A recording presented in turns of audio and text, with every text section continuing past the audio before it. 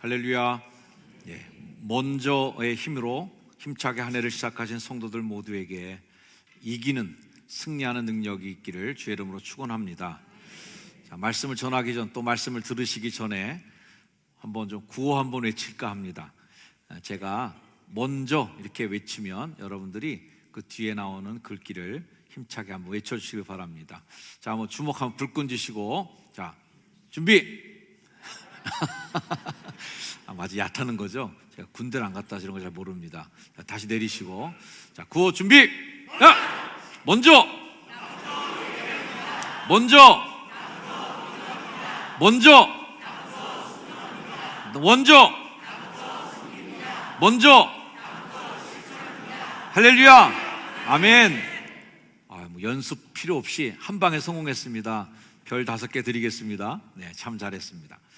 우리가 잘 아는 대로 출애굽의 영웅이었던 이 모세는 40년 이렇게 인생을 3마디로 끊어서 살게 됩니다. 120년 인생을 사는데요, 첫째 마디는 이집트라고 하는 정말 인류의 고대 문명을 일으켰던 최고의 문화를 자랑한 이집트 왕궁의 모든 문물과 습성을 다 익혔던 왕자로서의 삶.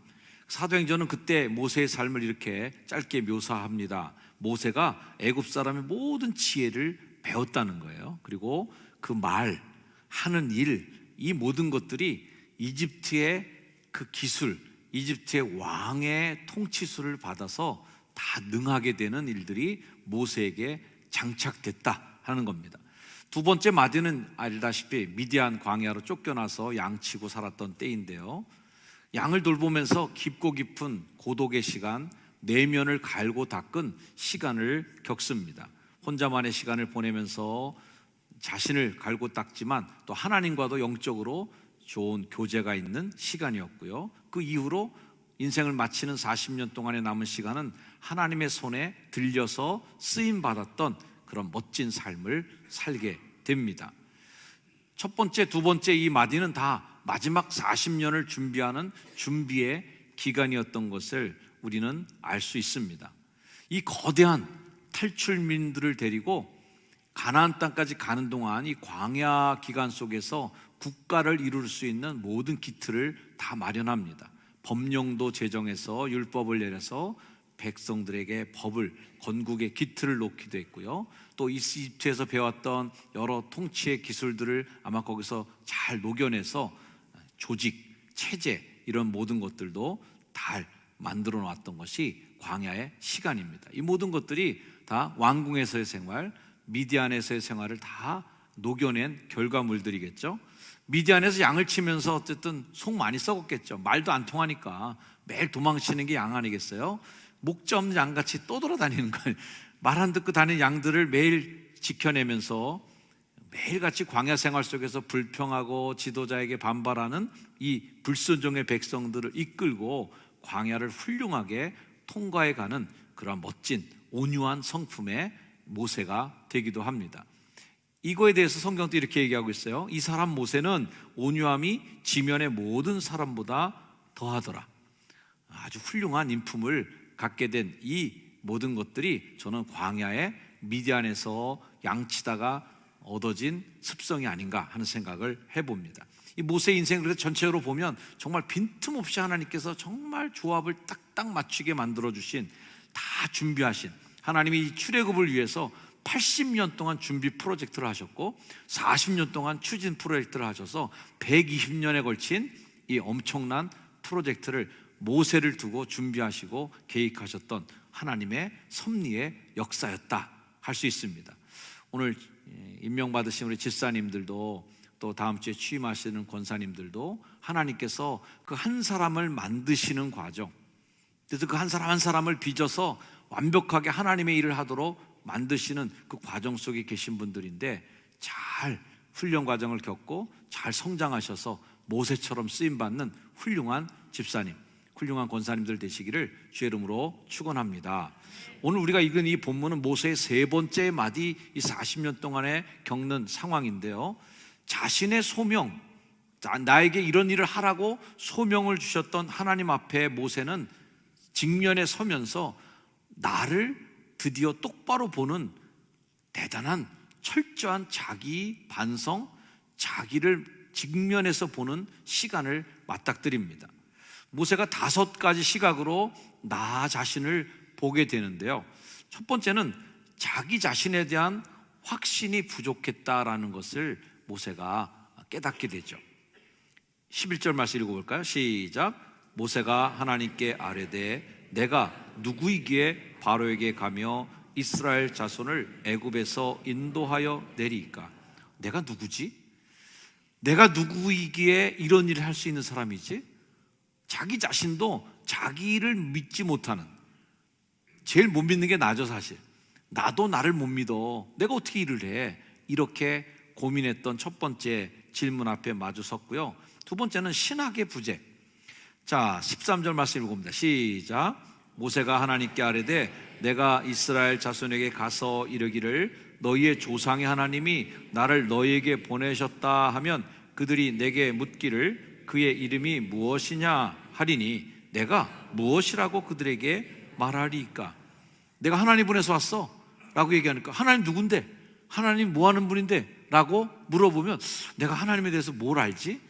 내가 신학적으로 멋있게 그 사람들한테 뭔가 대변할 수 있는 그런 논증거리가 내게 없는데, 내가 그런 지식이 부족한데 라고 하는 하나님에 대한 그런 신학의 부재.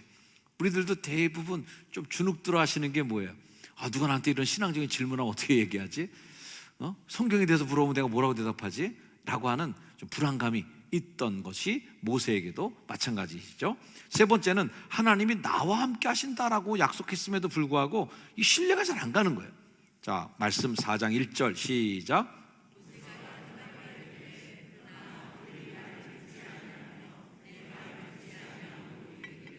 여호와께서 내게 나타나지 아니하셨다 하리다.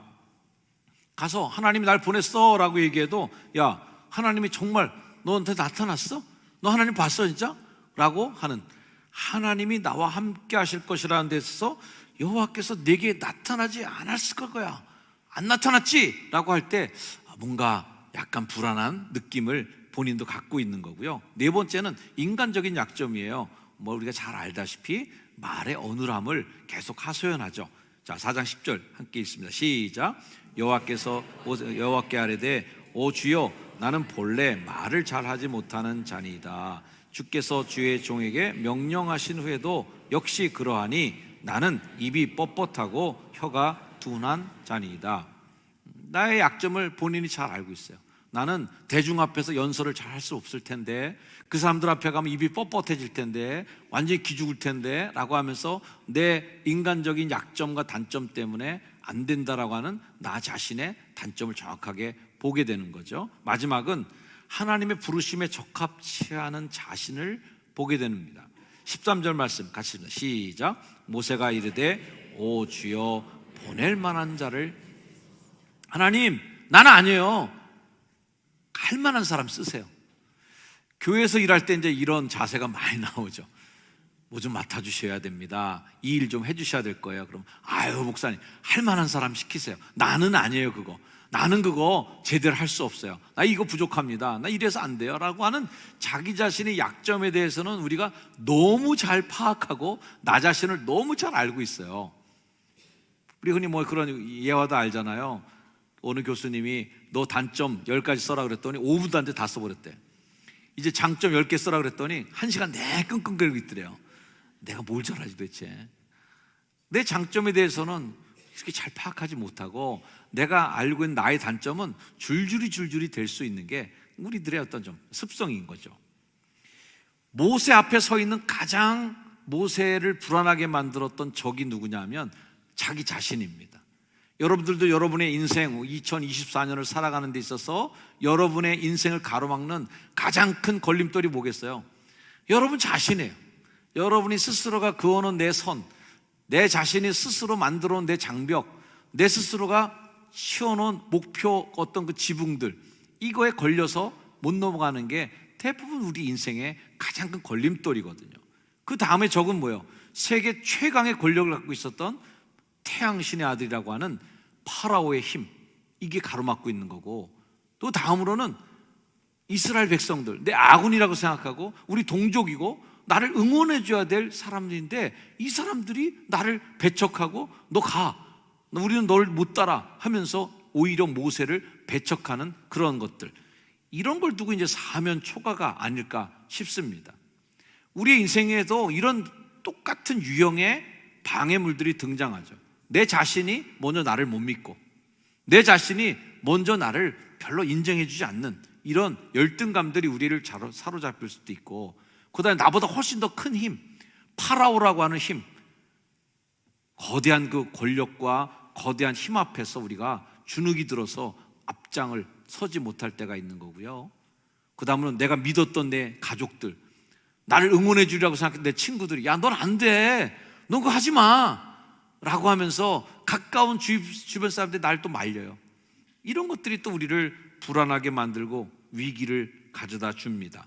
자, 이런 위기를 만났을 때 모세는 어떻게 이것을 돌파해 나갔는지 오늘 이 질문의 답을 이 말씀에서 찾아보려고 하는 것입니다. 2024년을 앞두고 있는 여러분 모두고, 이제 펼쳐진 시간을 헤치고 나가야 될 여러분에게도 결코 만만치 않은 올 한 해의 도전이 놓여져 있으리라고 생각합니다. 위기라고 표현할 수 있는 굉장히 긴박한 상황도 기다리고 있겠죠. 우리가 하나 확실하게 알 수 있는 것은 내 인생이 이렇게 평탄하지만은 아닐 거라는 것은 다 예측하고 있습니다. 우리는 그렇게 만만하게 살아갈 수 있는 인생이 아닌 거예요. 오늘 말씀 앞에서 위기를 극복해 나가는 믿음, 하나님이 부어주시는 영적인 승리의 힘이 오늘 이 모세에게 부어지는 것처럼 여러분에게도 부어지기를 주의 이름으로 축원을 드립니다. 자, 모세의 승리의 첫 번째 비결은 뭐냐면 다시 하나님 앞에라고 하는 단어 속에 들어있습니다. 자, 모세는 하나님이 하라는 대로 했어요. 그래서 파라오한테 가서, 바로에게 가서 야, 하나님이 너한테 이렇게 얘기하라고 그랬어, 난 너한테 하나님 얘기하는데 똑바로 그냥 얘기한다 하고 얘기했습니다. 히브리서 3장 18절, 히브리 사람의 하나님 여호와께서 우리에게 임하셨은즉 우리 하나님 여호와께 제사를 드리려 하오니 사흘길쯤 광야로 가도록 허락하소서. 이 사흘길이라는 게 좀 애매해요. 사흘길쯤 가서 예배하러 갔다가 주랭랑을 칠 생각이잖아요. 이 바로가 그거 모르겠습니까? 용납 안 하죠. 하여튼 하나님께서 시키는 대로 했을 뿐인데 결과는 기대했던 것과는 전혀 다른 방향으로 막 튀어나가기 시작합니다. 안 좋은 방향으로 가는 거죠. 바로가 이렇게 얘기합니다. 야, 여호와가 누구야? 너 여호와가 보냈다고 자꾸 얘기하는데 여호와가 누군데 그래? 난 내 위에 아무도 없어 라고 윽박지르는 겁니다. 여호와가 누구이기에 내가 그의 목소리를 듣고 이스라엘을 보내겠냐? 나는 여호와를 알지 못해 이스라엘을 보내지 아니하리라. 너한테나 여호와지 나한테는 아무것도 아니야. 뭐 이러니 할 말이 없죠. 여기다가 엎친 데 덮친 격으로 불똥이 또 엉뚱하게 다른 데로 튑니다. 바로가 새롭게 깨달은 거예요. 야, 이 사람들이 왜 그러지? 요즘 우리 세상 말로 얘기하면 빠져갖고 말이야, 이렇게 되는 거예요. 어떻게 얘기합니까? 바로가 또 이르되 이제 이 땅의 백성이 많아졌거늘 너희가 그들로 노역을 쉬게 하는도다. 일감은 똑같고 사람은 많으니까 이것들이 빠져갖고 말이야, 이제부터는 재료도 주지 마, 이제부터 할당량 더 늘려, 더 많이 굽게 해 라고 하는 거죠. 우리가 뭐 군대 생활 하신 분들은 대부분 예상할 수 있는 거지만, 만약에 사병들이 뭐 식사가 좀 우리가 부족합니다 라든지, 아니 훈련이 너무 빡세서 우리 좀 훈련 좀 쉬게 해주세요, 이렇게 소원술이 올렸다고 생각해 보세요. 그런 소원술리가 올라갔을 때 대대장이나 사단장이 어떻게 받아들이겠습니까? 아이고, 얘네들이 너무 힘들구나, 피곤하구나, 좀 쉬게 해줘야 되겠네. 이런 건 없었습니다. 어떻게 하겠어요? 이것들이 빠져갖고 말이야, 이런 걸 힘들다고 그래? 자, 오늘부터 군장 메고 계속 돌아. 이제부터 훈련 2배야, 작업량도 2배야. 오히려 이렇게 세게 나오는 거죠. 파라오도 마찬가지로 이 사람들이 말이야 뭐 이런 일을 갖고 핑계를 댄다고 하면서 더 화를 낸 거예요. 파라오는 정치적으로 만만한 분이 아닙니다. 어쨌든 한 나라를 통치하는 대단한 제국의 왕이잖아요. 모세와 백성들을 싹 갈라놓는 전략을, 기술을 발휘합니다. 강제 노역을 더 세게 가중시키니까 이스라엘 백성들의 생각은 어때요? 아니, 이제까지 가만히 시키는 일만 했으면 아무 일도 없었는데, 시키는 일만 하면 먹을 거 다 나오고 편안하게 살았는데 갑자기 저 모세, 저 아론, 이 사람들이 나타나서 뭐 해방시켜준다는 둥, 우리 같이 출발하자는 둥, 이런 소리 하니까 우리 더 힘들어졌어. 너 가, 우리 말 안 들을 거야 하는 걸로 모세와 아론과 백성들이 갈라지게 되죠. 자, 이럴 때 이 위기를 극복하는 모세의 첫 번째 위기 앞에 모세의 대처 방법 이겁니다. 5장 22절 있습니다. 시작. 모세가 여호와께 돌아와서 아뢰되 주여 어찌하여 이 백성이 학대를 당하게 하셨나이까? 어찌하여 나를 보내셨나이까? 여호와께 돌아와서, 이 돌아온다라고 하는 히브리어 슈브라고 하는 말은 본래의 자리로 돌아온다 이런 뜻입니다. 자, 모세가 여호와 앞에 돌아왔다라고 할 때 그 돌아온 자리가 어딜까요? 떨기나무까지 갔을까? 아니겠죠. 모세가 하나님께로 돌아갈 때의 그 돌아간 자리는 하나님과 맞닥뜨리는 자리, 오늘 우리식으로 얘기하면 기도의 자리로 돌아왔다 하는 말입니다. 모세는 막힐 때마다, 뭔가 문제가 터질 때마다, 불뱀에 물려서 사람들이 막 죽어나갈 때 항상 어디에 와요? 여호와 앞에 오는 거예요. 여기가 문제의 시작점입니다. 문제 해결의 시작점이에요. 하나님 앞에 와서 하나님과 대면해서 말하는 것처럼 했던 분이 모세인데, 신명기서에는 이런 모세를 이렇게 표현하고 있어요. 그 후에는 이스라엘에 모세와 같은 선지자가 일어나지 못했어요. 모세는 어떤 분이에요? 모세는 여호와께서 대면해서 알고 지냈던 분이다, 하나님하고 얼굴 트고 지낸 분이다 라는 것이 모세에 대한 최고의 칭찬이었습니다. 하나님의 계획에 따라 출애굽이 시작되고 역사가 막 진행 중인데도 불구하고 모세에게는 순탄한 길만 열리지 않았어요. 여러분의 인생도 마찬가지일 겁니다. 하나님에게 순종하고 살기 시작했던, 믿음 생활하고 시작했던 그 이후로 문제가 하나도 나지 않았을까? 아니에요. 위기는 늘 닥쳐옵니다. 오히려 강력한 도전이 더 앞섭니다. 파라오의 강력한 저항이 있고 백성들은 모세를 배척합니다. 더 상황이 안 좋아지는 그때, 이 상황에서 모세가 보여준 위기 극복의 첫 번째 열쇠는 하나님 앞에 돌아와 앉는 것입니다. 그럼 읽어주세요. 시작. 하나님 앞에 돌아와 앉는 것. 이게 안 되면 문제 해결이 크리스찬답게 해결이 되지는 않습니다. 돈으로 메꿔봐, 백을 써봐, 여러 가지 방법을 동원할 수 있겠죠. 하지만 하나님의 방식대로, 하나님께서 모든 것이 합하여 선을 이루게 되는 그 방식으로 해결은 아닌 거죠. 우리가 위기를 만나 당황할 때, 막혀 답답할 때 돌아와 하나님과 대면해서 앉는 그 돌아와서 앉을 자리, 그런 자리가 여러분 있으십니까? 그 자리를 잘 기억하지 못하는 분은 첫 만남, 첫사랑, 첫 번째 하나님과의 그 기도 응답의 감격을 되살려 하셔야 될 것이고, 아직까지 내 인생을 살아가면서 내가 위기에 만났을 때, 뭔가 곤란을 당했을 때 하나님 앞에 돌아가 앉을 자리가 없는 분, 그런 기억조차 내 신앙 속에 있지 않는 분들은 꼭 그 자리를 만들어내시기를 주의 이름으로 축원합니다. 한 번은 그 앞에 와서 앉아 있어야지. 그래서 거기서부터 시작되는 그 출발점을 만들어 가시는 여러분 되길 축복합니다.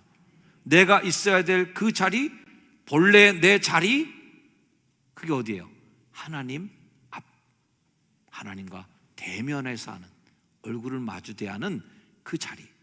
위기를 극복해 나가는 힘은 여러분이 있어야 될 그 자리에 있는 거가, 그게 위기 극복의 시작입니다. 슈브, 본래의 자리로 돌아와 앉는 그 자리, 기도의 자리를 지키는 데서부터 이 한 해 여러분에게 닥쳐오는 위기를 극복해 나가는 승리가 있기를 주의 이름으로 축원합니다. 할렐루야. 네. 두 번째는 모세는 부르심에 대한 재확인을 합니다. 하나님의 지시에 순종했음에도 불구하고 나에게 닥쳐온 그 위기에 대해서 모세는 이해하기 어려웠을 거예요. 아니, 시킨 대로 했는데 이게 뭐야? 라고 하는 거죠.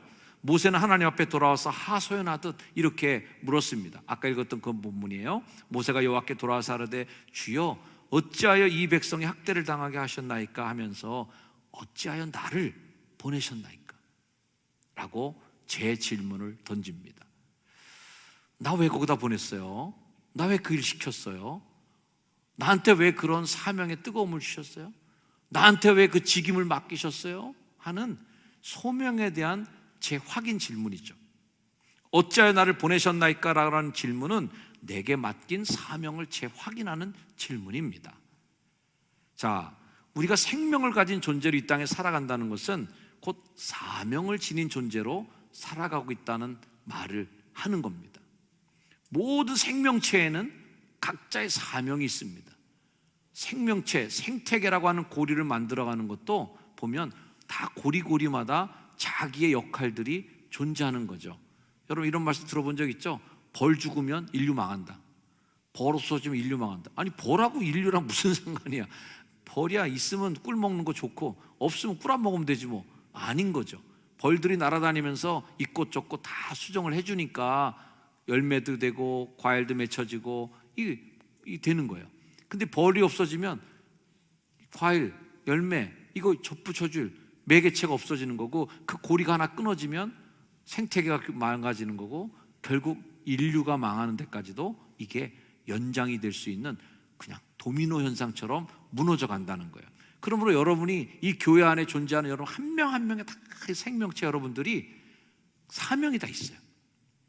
그 고리 하나가 끊어지면 교회라고 하는 거대한 네트워크라고 하는 그물이 끊어지는 겁니다. 그러면 그 끊어진 고리로 물고기들이 술술술술 새어나가는 교회에 뒷문이 생기는 거 아니겠어요? 여러분 모두가 다 하나하나 잘 엮어져 있는 사명을 감당하는 여러분들에게 축복합니다. 한번 읽어볼게요. 생명을 주신 이유는, 시작. 생명을 주신 이유는 사명이 있기 때문에. 다시 한번 시작. 생명을 주신 이유는 사명이 있기 때문이다.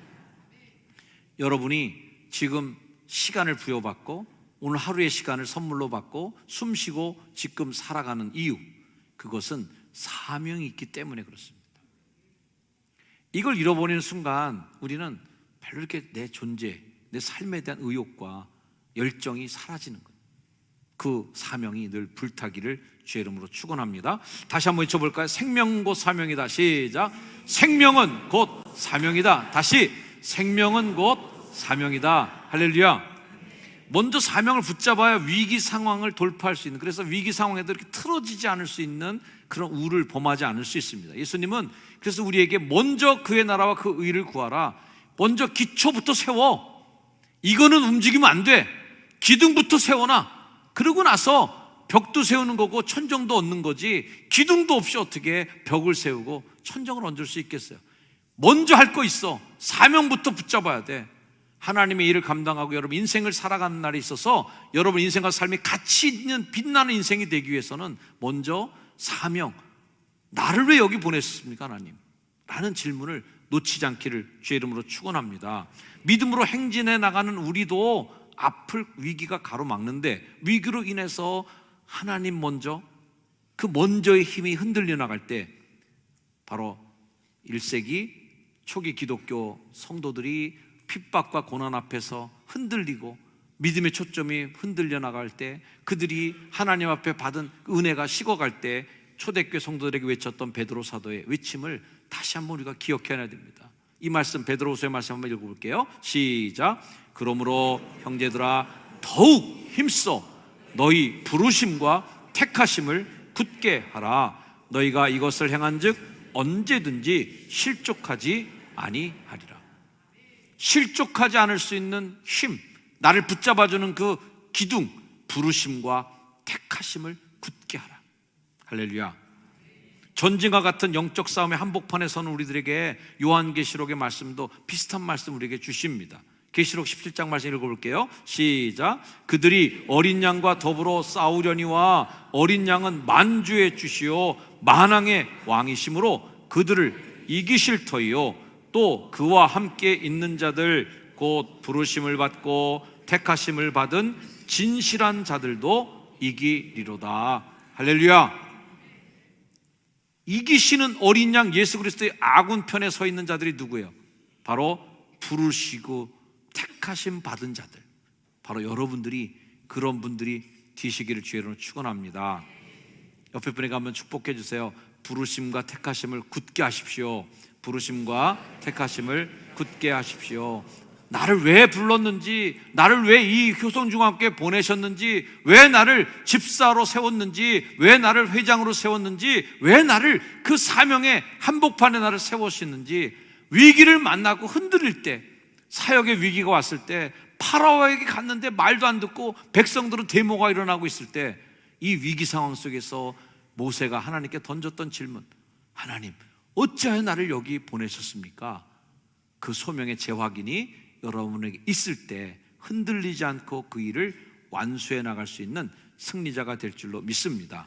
위기는 우리를 더 성숙시켜주는 하나님의 은총의 선물입니다. 하나님 앞에 나아간 모세가 두 가지 응답을 받는데 위기를 넘어설 수 있는 하나님의 응답을 받죠. 첫 번째는 뭐냐면 내가 직접 개입하겠다 하는 하나님의 손으로 개입하겠다는 약속입니다. 출애굽기 6장 1절 말씀이에요. 자, 읽습니다. 시작. 여호와께서 모세에게 이르시되 이제 내가 바로에게 하는 일을 네가 보리라. 강한 손으로 말미암아 바로가 그들을 보내리라. 강한 손으로 말미암아 바로가 그들을 그의 땅에서 쫓아내리라. 올 한 해 동안 여러분 위기를 만났을 때 강한 손으로 붙잡아 주시는 하나님의 손이 역사하시는 것을 보게 되기를 주의 이름으로 축원합니다.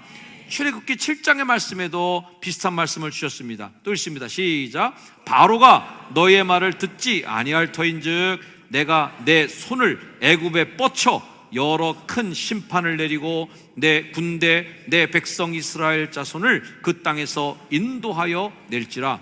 내가 내 손을 애굽에 펴서 이스라엘 자손을 그 땅에서 인도하여 낼 때에야 애굽 사람이 나를 여호와인 줄 알리라. 내 손을 뻗쳐서, 내 손을 펴서 직접 여러분의 인생과 삶을 만지시고 개입하시는 하나님의 은혜의 손길이 2024년 여러분의 삶과 함께 동행하는 은혜가 되길 축복합니다. 하나님 앞에 우리가 올바로 서 있기만 하면, 그분의 손에 붙잡혀 있기만 한다면 어려운 위기는 오히려 여러분에게 더 단단하게 빚어가시는 하나님의 손길이 될 것입니다. 마치 잘 빚어진 도자기가 풀무불이라고 하는 강한 불 속에 들어가서 구워질 때 뜨거운 불을 통과한 그 진흙이 명품 도자기가 되고 아름답게 빛나는 강도가 높은 도자기로 탄생하는 것처럼, 고난이, 위기가 여러분을 더 단단하게 만들며 성숙시켜 나가는 그런 발돋움하게 만드는 하나님의 비전을 확인하는 통로가 되기를 축원합니다. 자, 우리 함께 이 문장 읽고 설교를 마치려고 합니다. 위기는 시작. 우리를 작품으로 빚으시는 토기장이 하나님의 손길입니다. 신앙 안에서 위기는 또 다른 성장의 기회입니다. 한 번 더 시작. 위기는 우리를 작품으로 빚으시는 토기장이 하나님의 손길입니다. 신앙 안에서 위기는 또 다른 성장의 기회입니다. 아멘. 기도하겠습니다. 하나님, 2024년에도 성도들을 밀가부르듯 까불리려고 기다리고 있는 사탄의 위기와 고난이 우리 앞에 놓여져 있음을 우리는 직감할 수 있습니다.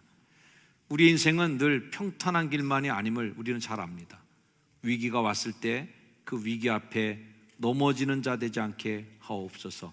위기를 딛고 오히려 더 강해지게 하여 주시고, 모세가 여러 강력한 힘들, 반대 세력들, 거절, 여러 가지 삶의 위기를 만났을 때에 하나님 앞에 돌아와 앉아 기도했던 것처럼 우리 성도들 기도함으로 하나님의 응답받고 이겨나가는 승리자들이 되게 하여 주시고, 부르심과 택하심의 소명을 다시 한번 굳게 하며 나를 이 교회에 세워주신, 나를 사명자로 세워주신, 나를 직분자로 세워주신 하나님 앞에 정직하게 서며 승리하는 자들 되게 하여 주옵소서. 축복하오며 예수님의 이름으로 간절히 기도드렸사옵나이다. 아멘. 우리 자리에 일어나셔서 함께 결단 찬양 찬양하시겠습니다.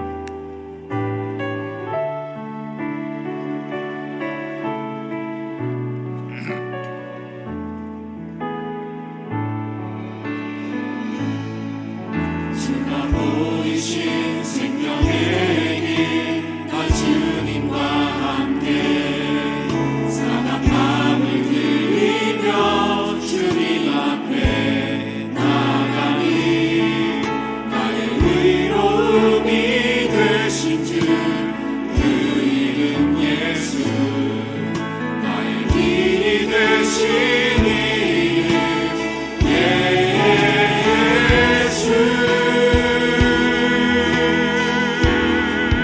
나의 길을 아시는 주님, 나의 길 오직 그가 아시나니 나를 단련하신 후에 내가 정금같이 나오리라. 나의 길을 오직 그가 아시나니 나의 길 오직 그가 아시나니 나를 단련하신 후에 단련하신 후에 내가 성금같이 정금같이 나오. 다시 한번 찬양합니다. 두 손 높이 들고 오직 그가 아시나니 아멘. 단련하신 후에 내가 정금같이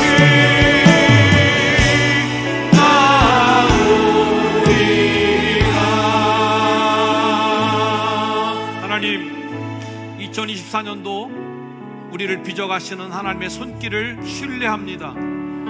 연약하고 약했던 모세이지만 이집트의 강력한 권력 앞에 무릎 꿇지 않았고 파라오의 강력한 힘 앞에 주눅들지 않고 백성들의 반대를 무릅쓰고서도 그 일을 완수해낸 모세의 지도력을 우리가 믿고 갑니다. 하나님, 나와 함께 동행하여 주셔서 모세처럼 광야를 뚫고 나갈 수 있는 힘을 허락하여 주시고 하나님 앞에 돌아와 앉을 때마다 나와 대면하여 앉으시는 하나님의 능력과 은혜를 경험하게 하여 주시고 기도의 응답의 역사가 있게 하여 주옵소서. 우리 함께 하나님께 부르짖으며 결단하며 기도하는 시간을 갖겠습니다. 주여 한번 부르짖고 기도합니다. 주여, 하나님, 우리를 단단하게 만들어 가시는 하나님의 능력의 손길, 하나님의 역사의 손길을 기대합니다. 하나님, 우리 성도들을 빚어가시는 하나님의 토기장이 되신 하나님의 손길을 믿고 신뢰하오니 하나님, 우리의 마음을 뜨겁게 달구시고 하나님의 역사를 만들어가는 믿음의 하나님 강력한 주의 승리하는 용사들이 되게 하여 주시옵소서. 주님, 나의 길을 주님이 아십니다. 나의 갈 길을 주님께서 열어주시고 정금과 같이 나를 빚으셔서 하나님 나라의 역사를 만들어가는 믿음의 일꾼 승리자가 되게 하여 주시옵소서. 아멘. 하나님 감사합니다. 아멘. 나의 길 오직 그가 아시나니 나를 단련하신 후에 내가 정금같이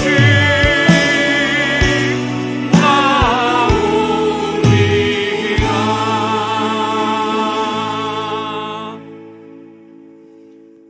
하나님 손 붙잡고 정금같이 빚어질 나의 인생의 삶을 내다보며 기대하며 때로는 불안하며 우리 앞길을 걸어가지만 위기 앞에서도 무너지지 않게 하여 주시고 위기를 극복한 모세처럼 뚫고 나가는 승리자들 다 되게 하여 주옵소서.